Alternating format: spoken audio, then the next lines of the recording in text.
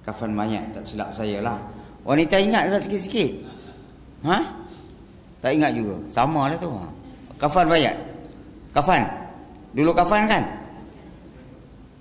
Okey, kalau kita hari ni kita kafan tu ke-43, 10 perkara. 10 perkara yang perlu menitik berat tentang kafan.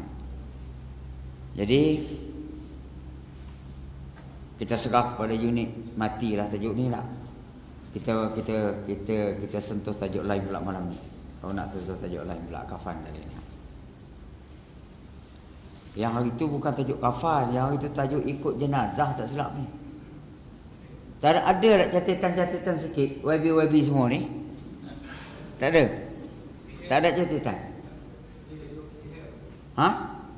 Syihir tu dah lama lah itu. Syihir tawassul tu dah. Jadi tak, wanita kata kita dah pernah sentuh tajuk kafan ni, tajuk mati ni. Ha?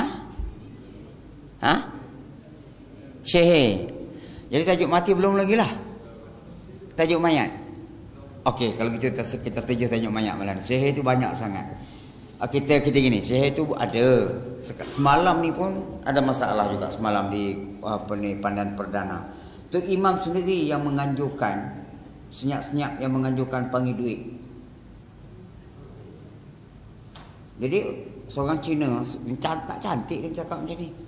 Seorang Cina tu masuk Islam. Dah masuk Islam tak berapa kuat lagi iman dia, dah panggil cari duit, panggil duit. Boleh ke kita ni? Betul ke berlaku? Orang-orang surau ni pun serabut juga. Ngasdu panggil duit lah.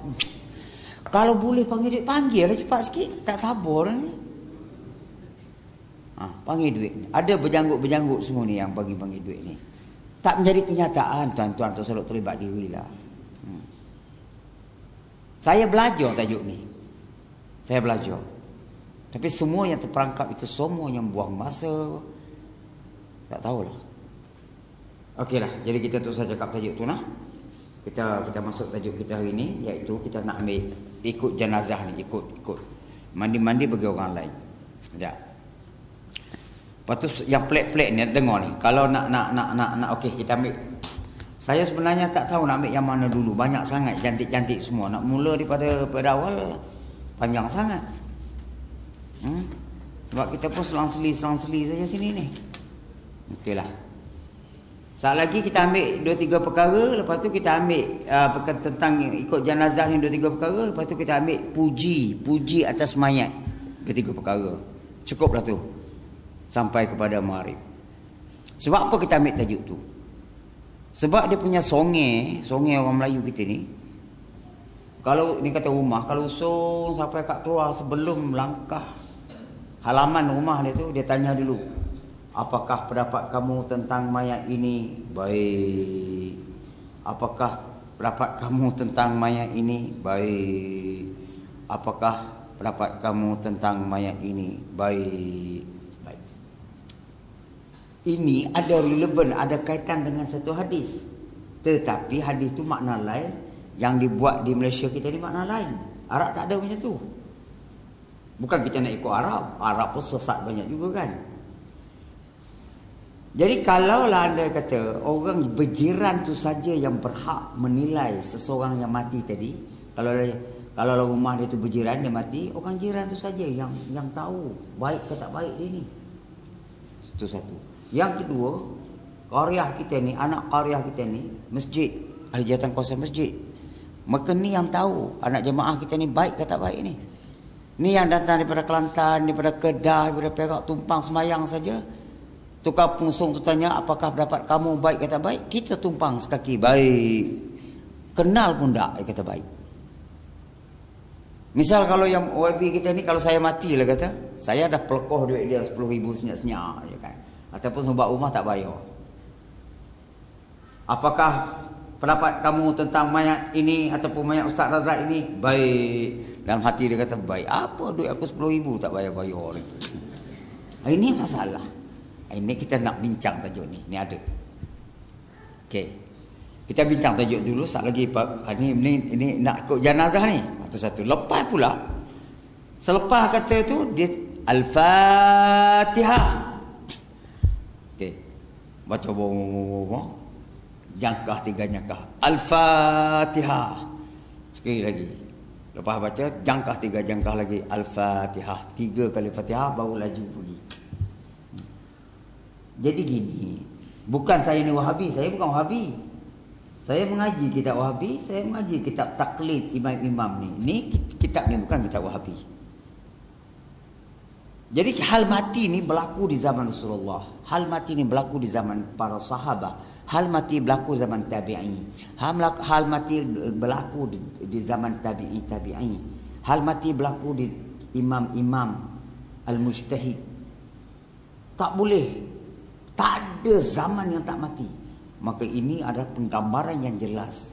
Kita perlu gambarkan pada masyarakat kita. Kita kena ikut jejak langkah Rasulullah SAW, para sahabat, para tabi'in, imam-imam al-mujtahid.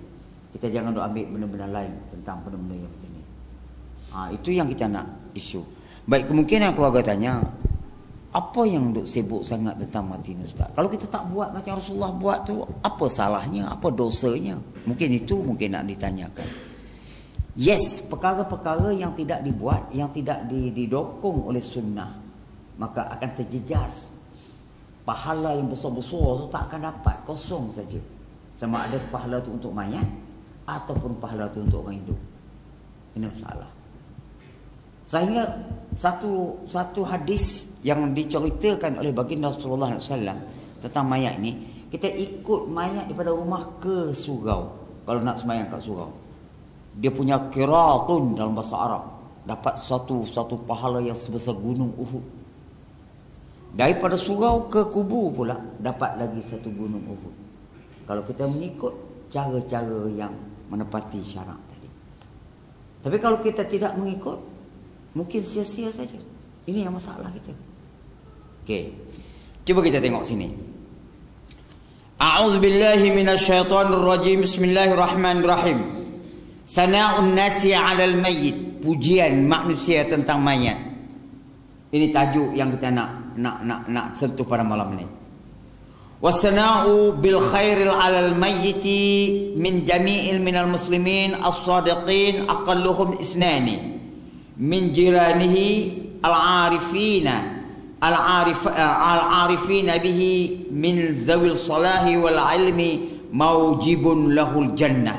Wa fihi ahaditsun katsiratun. Al-awwalu an Anas radhiyallahu ta'ala an murra ala Nabiy sallallahu alaihi wasallam bi janazatin fa asna 'alaiha khairan wa tataba'at al-sinu bil khair faqalu kana ma 'alimna yuhibbu Allah wa rasuluhu faqala an-nabiy sallallahu alaihi wasallam wajabat. Berarti sekat tu dulu.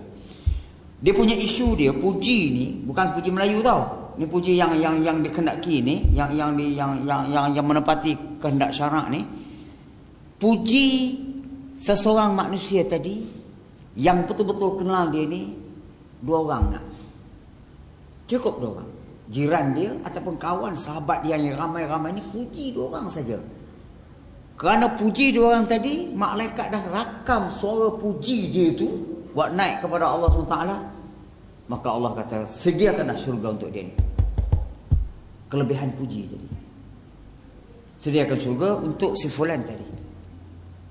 Kerana rakan-rakan sahabat dia kata, matilah Pak Bilal kita tu, meninggal Pak Bilal kita tu.